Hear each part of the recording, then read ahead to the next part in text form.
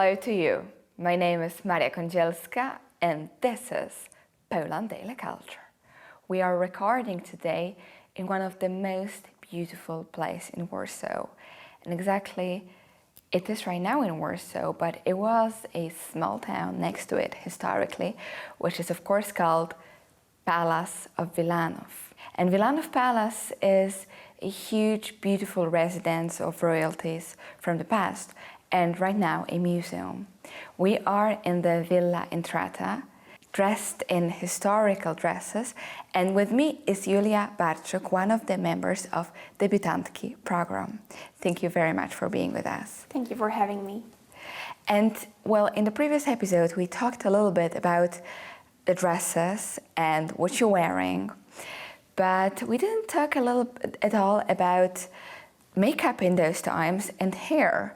So when we watch movies or see portraits, every single lady in those times had curly hair, but obviously genetically not every single one had curly.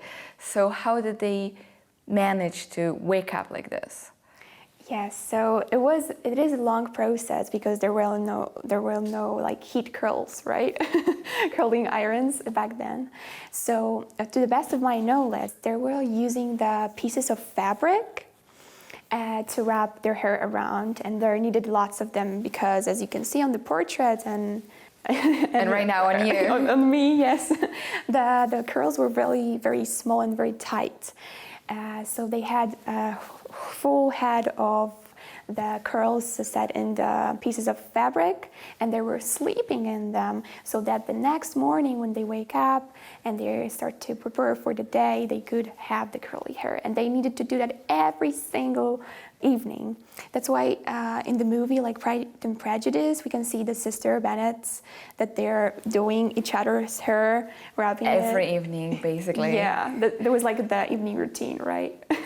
And fortunately to have a sister those times who will help you, or a maid, of course, if you are even higher class, to help you with this. Because I would say it's not possible to put this whole dress and the whole full makeup and the hair without a help. It takes a lot of time. So it was already, I would say, devoted for higher class who was able to afford maids and other help, because that takes time. It does, really, it does. But also I think like women from the lower classes, they were wearing like this type of dresses, of course not so much advanced, but the style was kept. But they didn't have like that much of accessories, and the hair wasn't that perfectly curled. But they, of course, they're probably trying to yes, indeed. As well to find something for themselves, because as right now we copy a lot of celebrities. Exactly, or Gucci or other famous designers in order to have what we want in lower prices. So the tactics were the same. Yes, just the tools were different. Yes, the tools were different. Yes, and of course all of this was in order to find a perfect husband, because that was unfortunately the role of every single woman.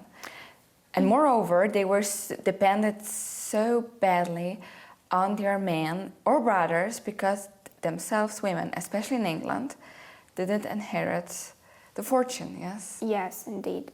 That is troublesome, and when we learn about it, it's something that bothers us currently right now, because I think like none of us can imagine being dependent of a man, right? So badly. Yes, like it was the only scenario that was possible. But back of those times, it was the only case that was even considered, right? But that's why I think we all love the Jane Austen novels, because they aren't like this only like one side of a story, because they combine the reason and the romance. And I think like most of the heroines of her novels are always the women who are firstly trying to find a love and not a husband, right? That's true. So basically, when we look right now at Elizabeth Bennet, for example, from Pride and Prejudice, the fact that she rejects him at the beginning. She rejected 2 proposals. Yes. That's scandalous. That's scandalous. And the first one was, Mr. Darcy it was the second one, I think. Yes. Because her cousin proposed at the beginning. Yes. Oh, ridiculous. Imagine marrying a cousin. That's what was happening because they were having the inheritance Put together, and Yes. the fortunes were not shared and lost and lost, eventually. yes. Well, after all, I'm happy that I have a work right now. The other thing is, so basically all the details of this makeup and the dress and the costume was to attract a man. Yes, that's why there was a lot of rouge, a very light, fair skin to also look so fresh. They wanted to look delicate. Basically fulfill their roles as healthy manners. Yeah, because that's where the books were picturing, the portraits, right? All the arts was considered on the being natural. So basically those dresses was in a little bit opposite to what happened previously in Baroque, which were much richer.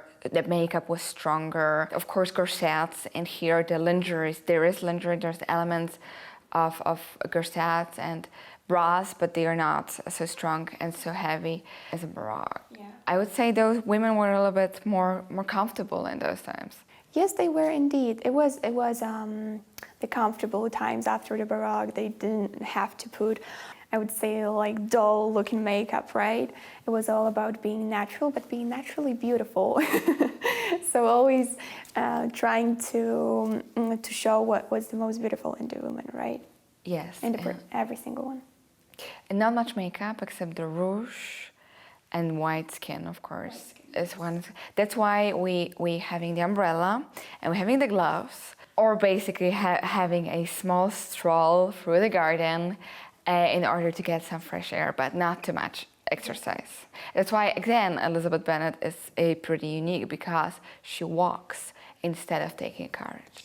Yes, she walks and she isn't afraid of working, doing something outside without her bonnet or her umbrella, right? And the ribbons, of course, so many ribbons was the element of the fashion there. Oh yes, of course. You have the ribbon here under your neck, but they were different ribbons.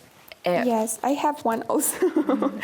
Under the bust. So, and the colors were different, and changing them and adding the ribbons to hair and hats. Yes, this is what was actually, I think, the tool of showing how delicate the women are, right? Because ribbons is what we mainly associate with girls and being this sweet little girl, right? And also something which goes away, which is not very practical neither. But I would say those clothes are not the most practical. They were meant to be practical. You cannot run in them. Yeah, they were riding horses also in them. They were riding horses in them. Yeah, but it wasn't like we can picture it nowadays, right? They were always having on the side. On the side, yes. Yeah, but and preferably men. That's already very difficult, I would say. I prefer to be me and the horse, no man with us. Yeah, that's why they were taking the carriages, right? Yeah, true. Still very interesting, and I would say it's a great opportunity to be in them and to have this element of going back in time. Yes, I'm very, very pleased to be having that opportunity, that I can feel like one of the characters from the Jane Austen novels and the movies. It is very, very exciting.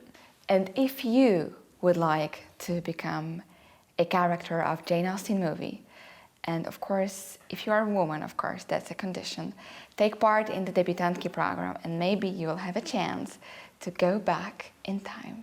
And thank you very much for being with us.